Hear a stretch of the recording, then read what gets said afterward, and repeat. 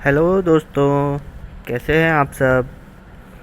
मैं शोभराज आप सभी का स्वागत करता हूं आपके अपने यूट्यूब चैनल में जिसका नाम है स्काई ज्ञान। आज के इस वीडियो में हम डिस्कस करेंगे आपका जो सब्जेक्ट है आईईटी, उसमें जो इम्पोर्टेंट क्वेश्चंस या फिर इम्पोर्टेंट टॉपिक्स आप कह सकते हैं उनके बारे में, जो आपके semester exam point of view से बहुत ही इम्पोर्टेंट है। तो जानने के लिए जुड़े रहिए मेरे साथ अंत तक और जानिए कौन कौन से इम्पोर्टेंट क्वेश्चंस हैं जो आपको पढ़ने चाहिए, जो आपके semester exam point of view से बहुत ही इम्पोर्टेंट है। ठीक है, तो चलिए आइए देखते हैं।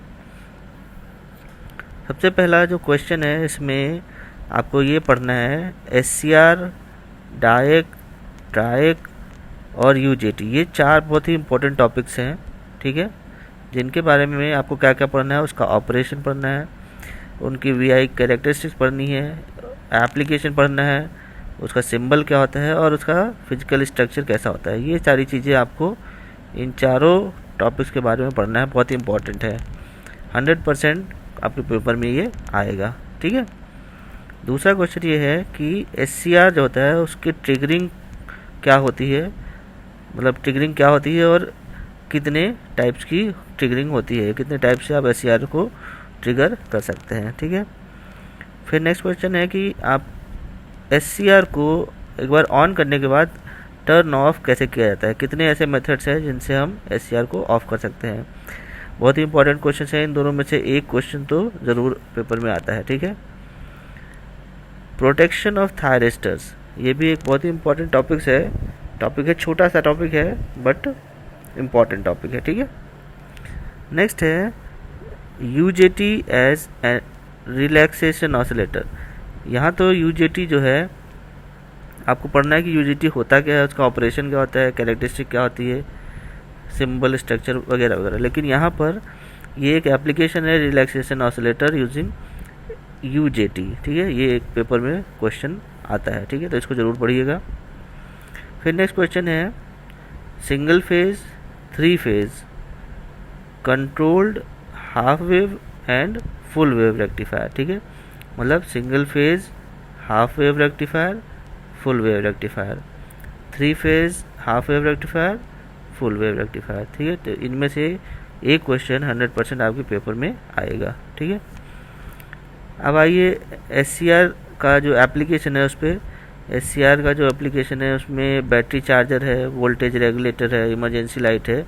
तो इस तरह के जो एप्लीकेशंस हैं उनमें से कोई एक एग्जाम्पल आपके पेपर में पूछा जा सकता है। ठीक है, नेक्स्ट क्वेश्चन है क्वेश्चन नंबर 8। यहाँ सीरियल नंबर गड़बड़ हो गया है। ठीक है, ये क्वेश्चन नंबर 8 हो गया, जिसमें एप्लीकेशन है किसका, ये है रेक्टिफायर का। ठीक है, रेक्टिफायर के एप्लीकेशन है, राइट, रेक्टिफायर। इनके एप्लीकेशन क्या हो सकते हैं, एलिमिनेशन कंट्रोल करना, डीसी मोटर की जो स्पीड होती है उसको कंट्रोल करना।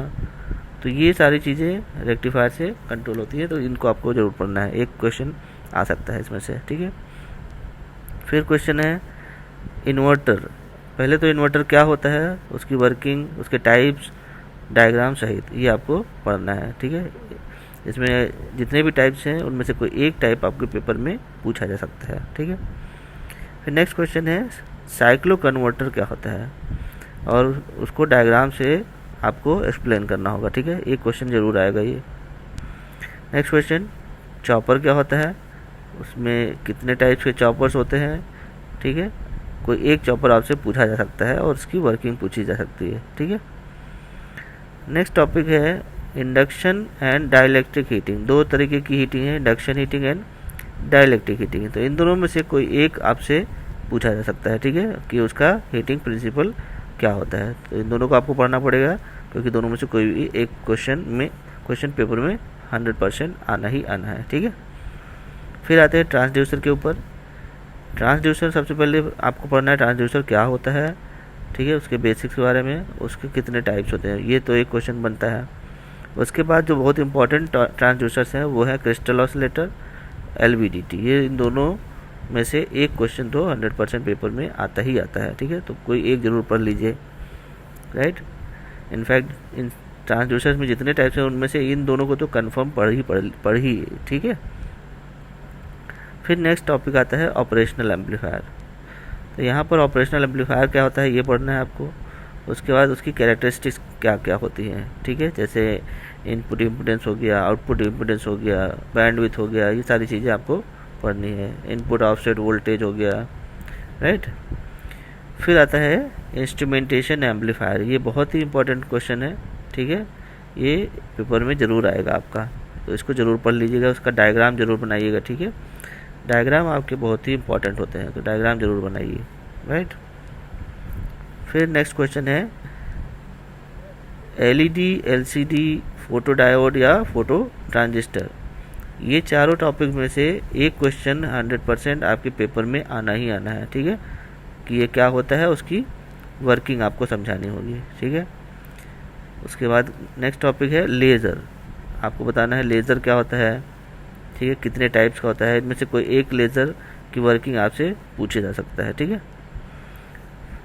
फिर आता है electro magneto acoustic optic device, मतलब electro optic device, magneto optic device या फिर एकॉस्टिक ऑप्टिक डिवाइस।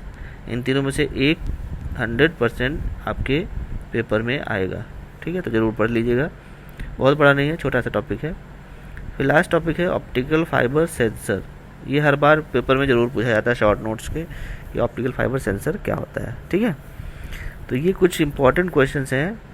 अगर आपने इन 22 क्वेश्चंस में से 15 क्वेश्चंस पढ़ लिए तो ये समझिए आपके 65% मार्क्स तो आने ही आने हैं, और आपके 95% मार्क्स लाने के लिए आपको ये सारे क्वेश्चंस पढ़ने पड़ेंगे, ठीक है।